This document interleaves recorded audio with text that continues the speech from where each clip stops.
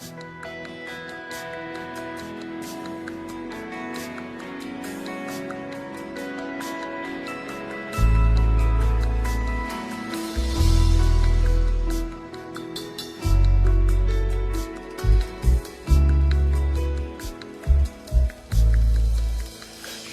te prie, je te cherche, je te veux, roi de mon cœur.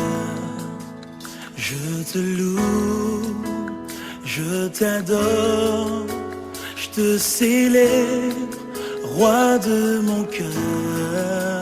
Je te loue, je t'adore, je te célèbre, roi de mon cœur. Je te loue, je t'adore, je te célèbre, roi de mon cœur.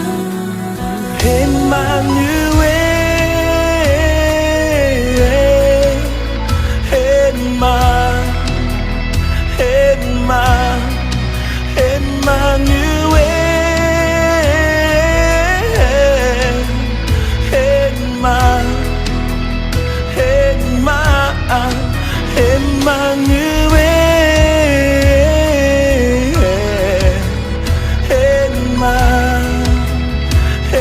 Chante avec nous, Emmanuel.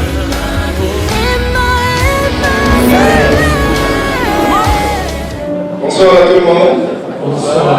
Et en même temps, bienvenue à tout le monde.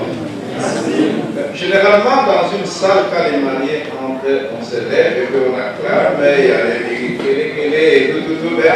J'ai curieux de constater que les mariés de bonheur, c'est pas les papas et les mamans bonheur, entraient et tout le monde était froid, comme si on ne les voyait pas. On n'a pas annoncé.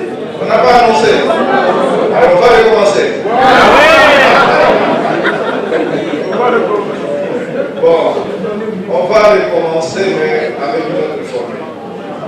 Mais pour le moment, nous avons le grand plaisir de vous présenter l'équipe, le noyau de BSS Bonheur chez soi.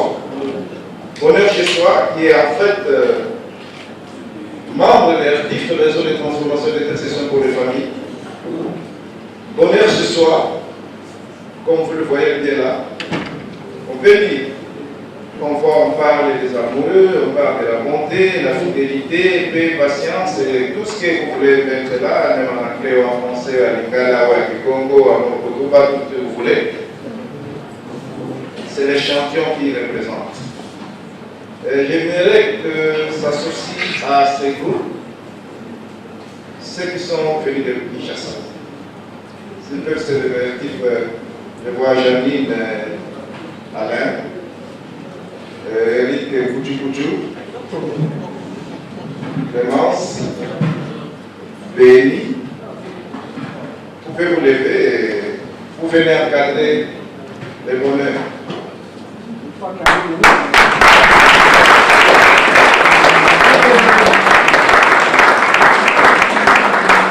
Pour dire que nous sommes une grande famille, très grande famille. Et en même temps, on vous transmet les salutations de ceux qui nous suivent ailleurs dans notre pays, en Belgique plus précisément, ils sont en train de suivre. Et comment ça se passe? Parce que derrière date, c'est le 29, ici c'est le 5 janvier. Donc, retenez cette date. Chaque 5 janvier, il y a cet événement. Un grand événement organisé par cet église. Bonheur chez soi. En fait, quand on parle de bonheur chez soi, il y en a qui ne comprennent pas. Est-ce qu'il y a des mariés ici? Oui. Il y a des mariés? Oui. Et les hommes, c'est eux. Les hommes, c'est eux. C'est eux qui ont provoqué cette affaire. C'est pas vous qui avez provoqué cette affaire. C'est vous, non? Oui, oui. Hein, vous avez vu le bonheur se promener dans la rue. Ils sont dans leur maison, aller prendre de l'eau, ou bien à l'école, à l'université. Et puis vous avez décidé de prendre ces bonheurs pour amener chez soi. C'est pas vrai ça. C'est lui qui trouve une femme à trouver. Alors le bonheur est où? Chez soi. C'est où? Mais chez soi, allez prendre. Que toutes les mamans bonheur s'élèvent. reçois. À côté de je reçois.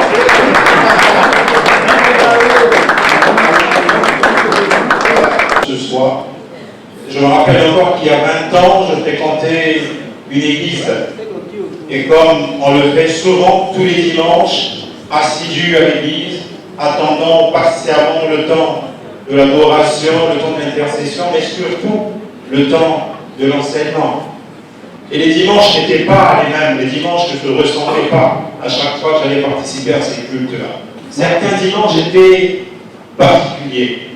Et ce qui faisait la particularité de ces dimanches-là, c'était le fait que, pour moi, Dieu utilisait à cet endroit un homme de façon particulière.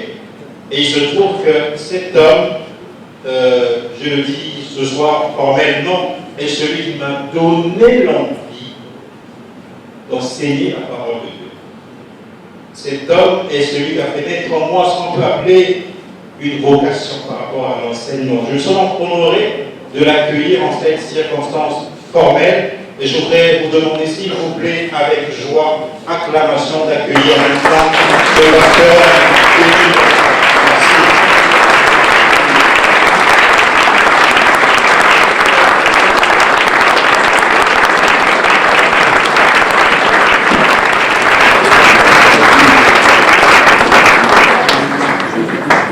Merci beaucoup. J'ai la tâche redoutable ce soir de partager la parole du Seigneur dans une circonstance particulière. Je sois béni pour ce grand rassemblement. Je sois béni pour cette association qui nous donne l'occasion de nous retrouver en tout début d'année autour d'une question qui, à mon avis, devait être l'une des plus importantes de nos églises, de nos assemblées. Le foyer, le couple. Je voudrais, avant donc de commencer à partager ce que le Seigneur a mis dans mon cœur, remercier ma conjointe, mon mari particulièrement, qui est allé me défusquer dans ma cachette, très loin d'ici à Kumbo-Masego, et qui m'a adressé donc l'invitation de l'association de pouvoir prendre la parole à cette occasion. Je voudrais remercier tous ceux qui travaillent, papa et maman Miémi, que j'ai beaucoup suivi à la radio.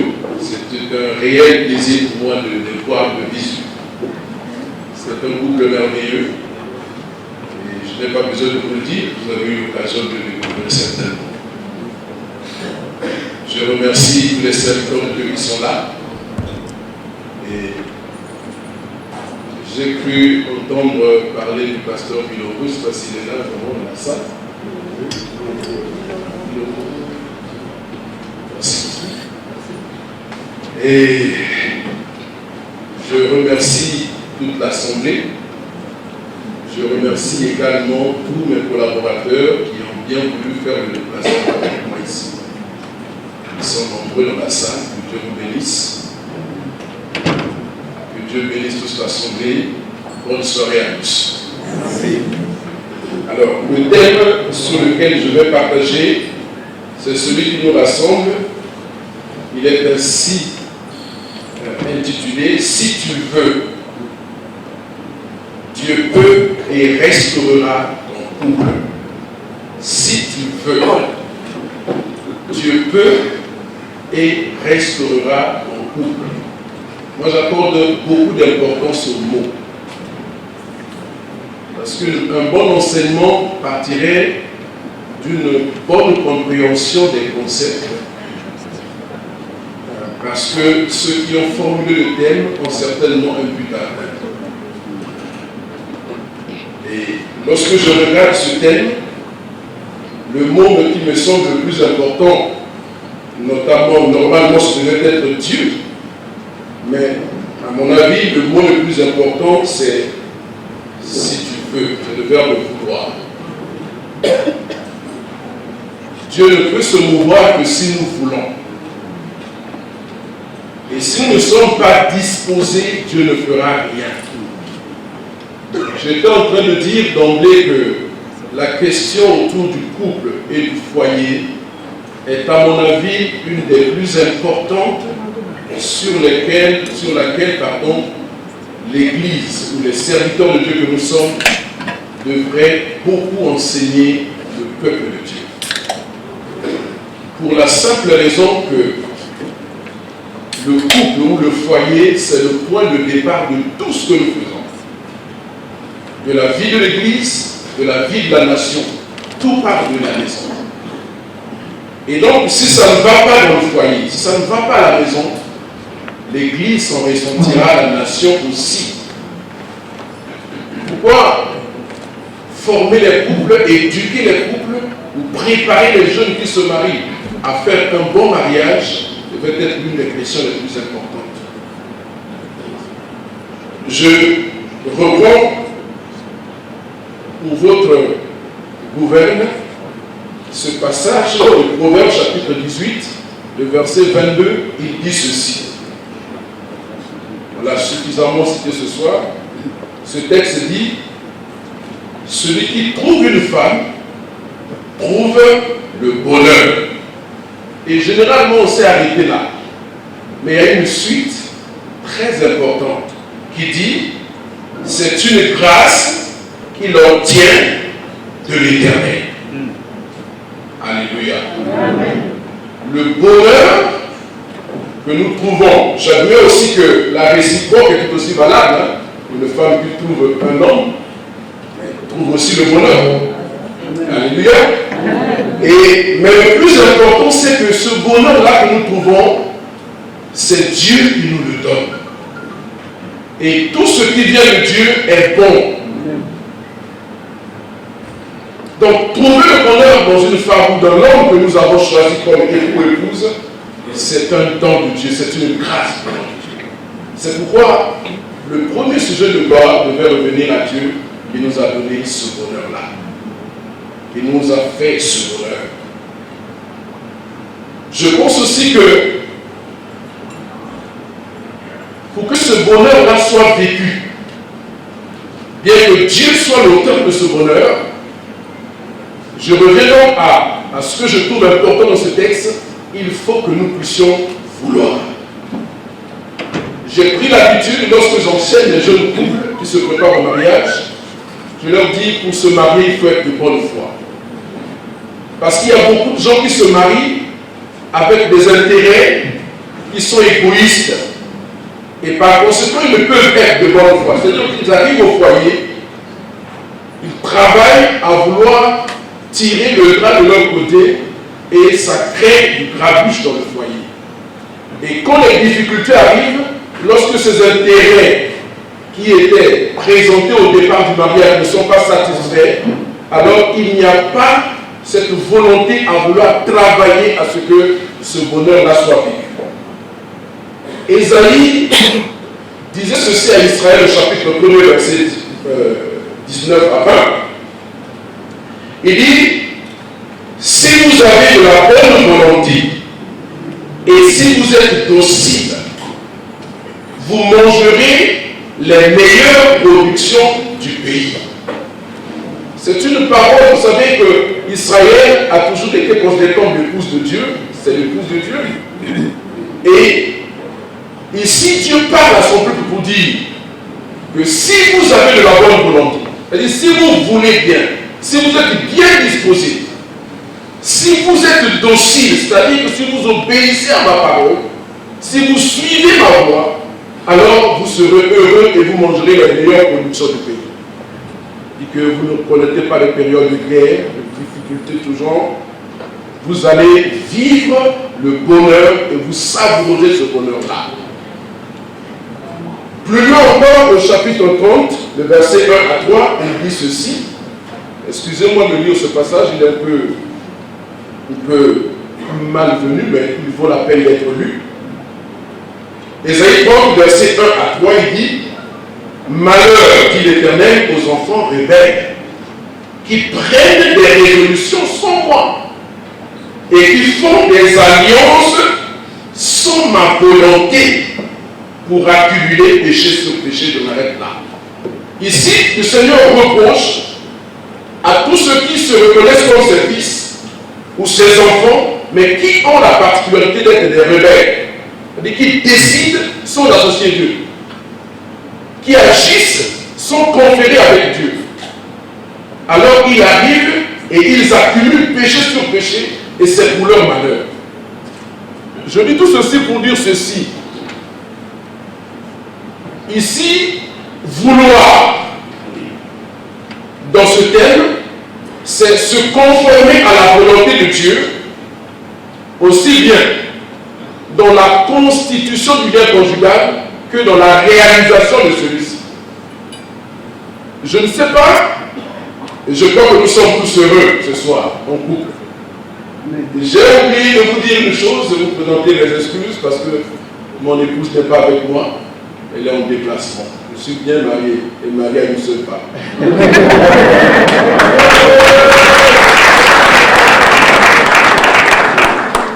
Elle s'est déplacée, je suis désolé de devoir me tenir là tout seul, mais j'étais au téléphone avec elle et elle est en train de me suivre en ce moment parce que j'ai mis le téléphone en marche pour qu'elle écoute ce que je dis ici.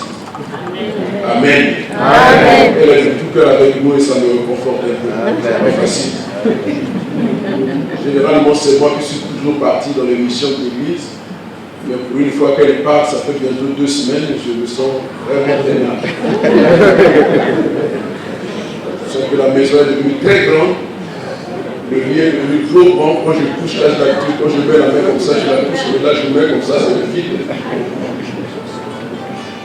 Vivement qu'elle revienne. Alléluia. Amen. Donc, vouloir, notre volonté est fondamentale si nous voulons bâtir un foyer heureux. Dieu ne peut pas faire sans nous. Dieu ne peut pas agir sans nous. Et donc, vouloir ici, c'est donner à Dieu une place. Vouloir que Dieu intervienne dans nos affaires. Laisser à Dieu la possibilité de nous instruire et de nous conduire. Parce qu'au commencement de toutes choses, cette affaire dont nous parlons là, ce n'est pas l'affaire des hommes, ce n'est pas la loi qui institue le mariage. C'est très important que nous comprenions cela parce que nous pouvons nous tromper et en suivant la mode de ce monde. Cette affaire qu'on appelle le mariage, normalement c'est l'affaire des chrétiens. Ce devait être l'affaire des enfants de Dieu. Amen. Parce qu'ils sont les mieux en même de comprendre les desseins de Dieu, parce qu'ils sont dans les desseins de Dieu. Amen. Mais malheureusement, le mariage est vécu par tous les hommes qui vivent sur la terre, par tous les peuples, par toutes les cultures, avec toutes les déformations que nous avons aujourd'hui, jusqu'aux malformations ou aux énormités auxquelles nous assistons aujourd'hui. Je vous passerai de les énumérer. Mais le psaume 143, le verset 10 dit ceci. Enseigne-moi à faire ta volonté. Car tu es mon Dieu et que ton esprit me conduise sur la voie droite.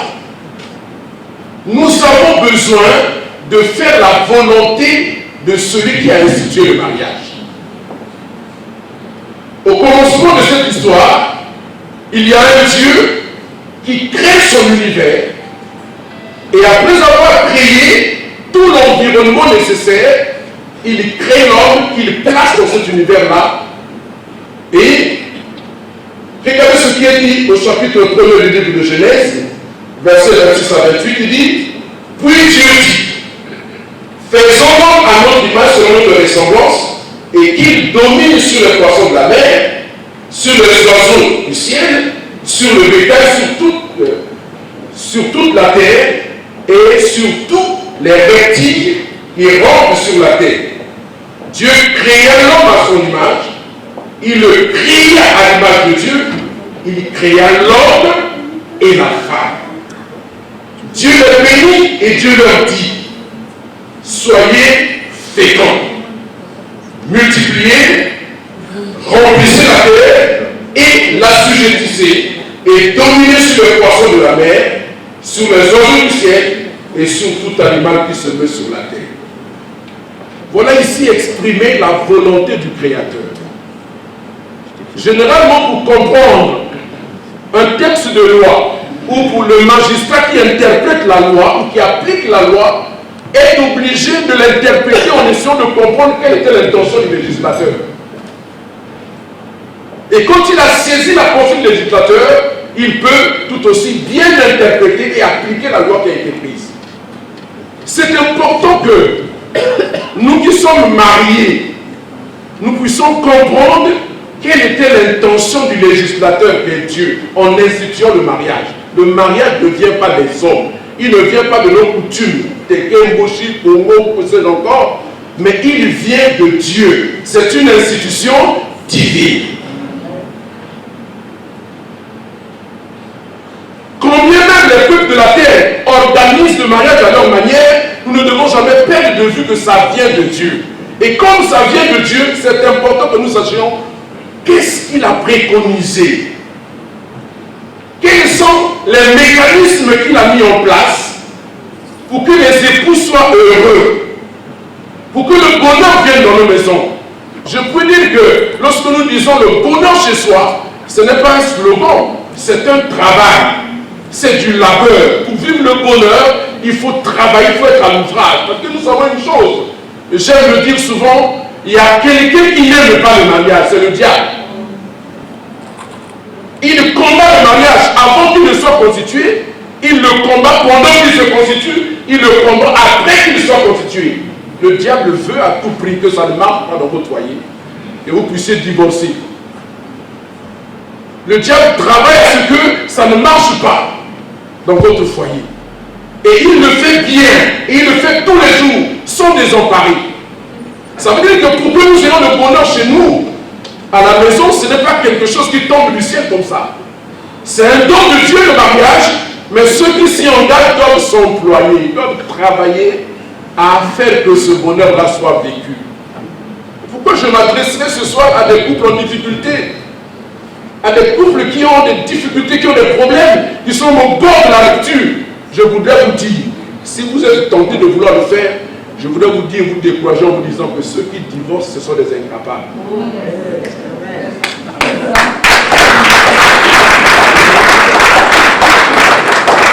Si vous divorcez, vous n'avez même plus le droit de vous remarier parce que vous allez recommencer.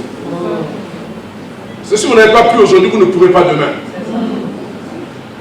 Alléluia. Amen. Après 22 ans de vie commune, je me rends compte que ma femme, c'est la chose la plus précieuse qu'il y a pour moi maintenant. Amen.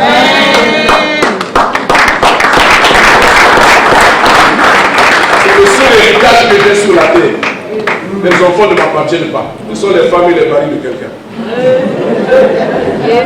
Quand on aura tout pris, j'ai un ami, quand nous sommes revenus de la guerre, il a dit, on m'a tout pillé, on a pillé toute la maison. Sauf ma femme Raïssa. Alléluia. Amen. Donc je veux dire que pour que nous vivions ce moment, il nous faut travailler à ce sujet-là. Il faut que nous travaillions, il faut que nous soyons de bonne foi pour y travailler. Dieu veut, Dieu peut, je voulais dire plutôt, mais c'est nous qui devons vouloir. Amen. Et qu'est-ce que nous voulons? Nous voulons un foyer heureux. Nous voulons être l'homme le plus heureux, le héros de notre maison. Nous voulons être la princesse de notre maison. Et je voudrais vous donner ce slogan que souvent je donne aux jeunes mariés qui arrivent. Dit le principe, moi la règle d'or c'est fais de ta femme une reine, elle fera de toi un roi. Travaille à la rendre heureuse. Souvent nous voyons pour de mauvaises motivations. On se marie parce qu'on a trouvé un bel homme, une belle femme, ou parce qu'on a vu qu'il a beaucoup d'argent, il a des biens, il a ceci, ou elle a des biens, ou ceci. Ce sont tous des mauvaises motivations. Il y a un double but au mariage. Le premier, c'est lequel? C'est manifester la gloire de Dieu. Donc, dans notre foyer, il faut que Dieu soit glorifié. C'est pourquoi je disais que le mariage, normalement, c'est pour les chrétiens. Parce que les païens, ils ne connaissent pas Dieu. Voyez? Quand il faudra glorifier dans le foyer, il ne pourra pas le faire. Parce que celui qui sait qu'il tient la femme, il tient le mari de Dieu, que la femme est pour lui comme un trophée. Souvenez-vous de ce qui a été promis à David. Quand il arrive au champ de bataille, il voit l'armée des Philistins alignée, l'armée d'Israël qui est en train de trembler comme une feuille. Et il demande, que fera-t-on de celui qui vaincra ce Philistin? On lui a dit, le roi lui a promis sa fille en mariage. Alléluia. Il était déjà bien disposé parce qu'on a blasphémé le nom de l'Éternel, mais il a eu une motivation supplémentaire. Pourquoi? Parce que on lui a dit que celui qui va gagner, le roi va lui donner sa fille en mariage, qui ne rêve pas de devenir le gendre du roi. Alléluia. Vous voyez, il y a une motivation supplémentaire. Ça veut dire quoi? Ça veut dire qu'il faut que celui qui s'engage sache que cette affaire-là, c'est l'affaire de Dieu. C'est un projet divin. Et Dieu va d'abord être glorifié dans le foyer. Deuxième but du mariage, c'est rehausser l'estime de l'époux ou de l'épouse. Donc je me marie, premièrement, pour donner gloire à Dieu. Donc je vais travailler toute ma vie pour que Dieu soit glorifié dans mon foyer. Même quand ça ira mal, Dieu doit être glorifié. Alléluia. Amen. Celui qui vous parle là, c'est un homme éprouvé. Le temps nous manquerait. Alléluia. Amen. Vous savez que le diable attaque particulièrement les serviteurs de Dieu pour les faire échouer dans le ministère. Amen. Et l'attaque est dirigée en principe d'abord vers l'époux ou l'épouse. Et ensuite vers les enfants. Parce que ce sont les deux seules personnes sur la terre qui peuvent ébranler un homme de Dieu. Quand ta femme est atteinte ou tes enfants sont atteints, le diable, il peut réussir à te faire fléchir. Alléluia. C'est pourquoi Dieu veut te glorifier. Ça, c'est mon slogan. Ça, c'est ma devise dans le foyer. Quoi qu'il en soit, je ne dois pas déshonorer Dieu. Même s'il faut me plier en quatre, même s'il faut m'agenouiller. Moi, si vous tapez Singa. Ah ouais. Et pour ceux qui n'ont pas pardon. Et ceux qui sont qui n'ont pas pardon. Et il y a des Kambozawa. Parce que vous voyez souvent beaucoup de couples se disloquent parce qu'il y a trop d'orgueil. Il n'y a pas d'humilité. Il y a trop d'ego. Nous sommes sur notre piédestal, on ne peut pas descendre. L'apôtre Paul dit aux Philistins que l'humilité vous fasse regarder les autres comme au-dessus de vous. Les autres là, ça commence par qui?